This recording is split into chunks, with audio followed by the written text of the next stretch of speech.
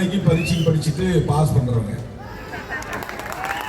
உங்களை மாதிரி ஒரு வருஷத்துக்கு முன்னாடியே படிச்சு செகண்ட் ரிவிஷன் தேர்ட் ரிவிஷன் எடுத்து கடைசியில் ஃபெயில் ஆகிறவங்க கிடையாது.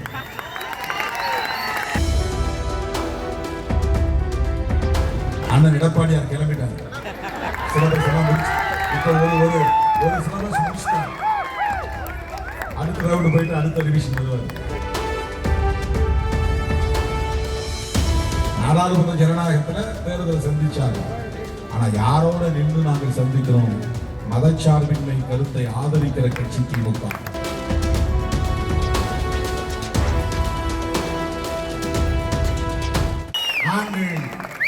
நீங்கள் கூட்டணி கணக்குகளை போட்டுக் கொண்டிருக்கிற போது நாங்கள் தேசத்தை காப்பதற்காக அரசமைப்பு சட்டத்தை பாதுகாப்பதற்காக நாங்கள் போராடி கொண்டிருக்கிறோம். அரசமைப்பு சட்டத்தின் உயிர் மூச்சு கோட்பாடாக இருக்கிற மதச்சார்பின்மை கோட்பாட்டை பாதுகாப்பதற்காக போராடி கொண்டிருக்கிறோம். நாங்க அன்னன்னைக்கு பரீட்சை படிச்சுட்டு பாஸ் பண்றவங்க. உங்களை மாதிரி ஒரு வருஷத்துக்கு முன்னாடியே படிச்சு செகண்ட் ரிவிஷன் தேர்ட் ரிவிஷன் எடுத்து கடைசியில் ஃபெயில் ஆகிறவங்க கிடையாது. சில பேர் ஒரு வருஷத்துக்கு முன்னாலே பரீட்சைக்கு படிக்க ஆரம்பிச்சிட்டாங்க. அண்ணன் எடப்பாடியார் கிளம்பிட்டாங்க. சிலபஸ் எல்லாம் முடிச்சு இப்போ ஒரு சிலபஸ் முடிச்சுட்டாங்க. அடுத்த ரவுண்டு போயிட்டு அடுத்த ரிவிஷன் வருவார். நாங்கள் எலெக்ஷன் அறிவிச்ச பிறகுதான் எலெக்ஷன் வேலையே செய்வோம். அது எங்களுக்கு செய்ய தெரியாத வேலைலாம் ஒன்றும் கிடையாது. எங்களுக்கு அது இல்லை பிரைமரி, அது எங்களுக்கு செகண்டரி தான். தேர்தல் அரசியல்ல தேர்தலை சந்திச்சாகணும்.